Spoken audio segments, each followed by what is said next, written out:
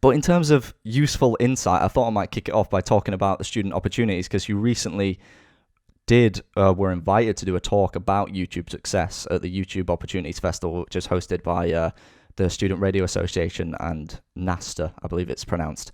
Did you have a good time doing that? Was that fun? Yeah, it was great fun. For me, it was a big nostalgia fest because when I was a student at York Uni, when I was when I was having fun at YSTV, I remember we were always trying to get the approval of and to please the people from NASTA. Like, hey, if you work hard enough on this TV show, we could win a NASTA. Oh, hey, imagine when we go to the big NASTA event, they might like this. So it was great to, 12 years later, get them to ask me to take part in a thing. Because that still hasn't gone away, that respect and admiration. Oh, the National Student Television Awards. Wow. If I impressed them, then I could go on to a proper career.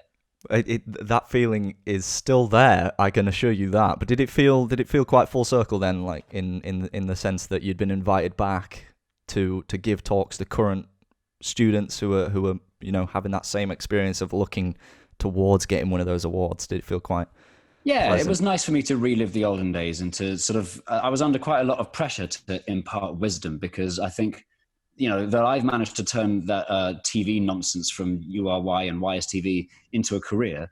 I think a lot of that was down to right place, right time and good luck. And it's not necessarily a repeatable experiment. Yeah. But despite that, people were, saying, hey, we've decided to name your talk YouTube Success with a capital S. How is it done? I don't know. I still don't think I'm an authority on it, but it was fun nonetheless. Yeah, I mean, I watched the talk. Could you maybe give like a little synopsis about some of the bits of advice that you gave that really stuck out, or things that maybe people thought, that's something that I didn't think of? Because there was a few bits about, you write scripts and things and you do a lot of pre-planning, and sometimes these projects can span like years and years and years. Did you have any, really like key advice that you think would work? Well, I blabbered on for a good 10 to 15 minutes because luckily they asked me to sum up how do you go about writing, producing, editing, and filming a video.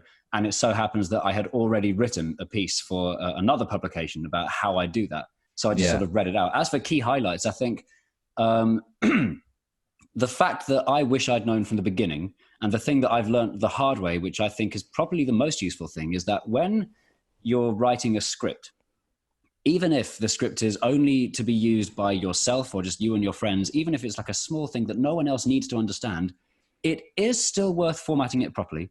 And it is still worth making sure that all of these stage directions and instructions are absolutely idiot-proof.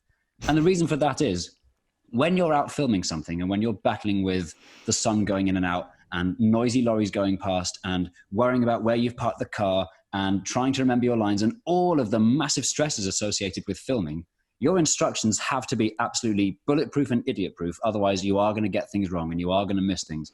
So that's something that we learned the hard way, is that there is a reason for, formatting conventions, and there's a reason that everything has to be seemingly extremely over thought out. And it turns out you can never overthink filming because it's really stressful. It is. I'll give you a quick story and see if you've got any in return.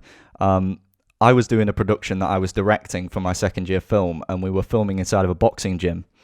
And I'd previously agreed with the manager of the boxing gym that I had it for the whole day, but he hadn't conveyed that to a group of people that were coming in to do some training. So mid-shot, this boxing coach just waltzes in and stops and then just looks around the room at this entire team of people with cameras and actors and pretending to box, basically. And I could tell that he was like completely just shocked.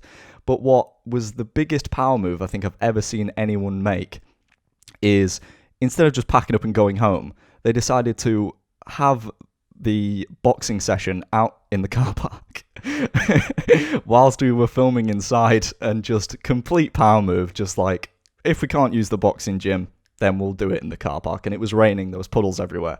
Also, you don't mess with people that run boxing gyms. They're the toughest people in the business. Yeah, it was kind of intimidating, because I went out to try and ease tensions, and they were all kitted up in their boxing stuff, and I was like, I'm gonna go back and get someone to just come with me, because I just felt a bit intimidated. But have you had similar situations when you're out doing productions of like people walking into shots or like, you Oh, know. all the time. I mean, the person that ruins my shots the most often is me when I forget my lines and I make silly mistakes. But That's fair enough. I think the second biggest enemy after myself is the sun. It sounds quite dull, but one of the most frustrating things is when it's a glorious sunny day. Because what that means is if the sun goes in halfway through a shot, suddenly everything gets darker. You don't realize until you start holding a camera and trying to make movies just how brilliant human eyes are at making everything look perfect and making everything look the same. Yeah. Because your own human eyes are really fantastic at doing brightness adjusting, color correction, but the camera is not. And so you have to care about things like the direction that the sunlight's in. And, you know, you sometimes have to hold up a great big white disc to make sure that the light is Oh yeah, reflected on your I've face. seen And those. Yeah. you don't need to do that when you have conversations with people. So human eyes are amazing and human cameras are not.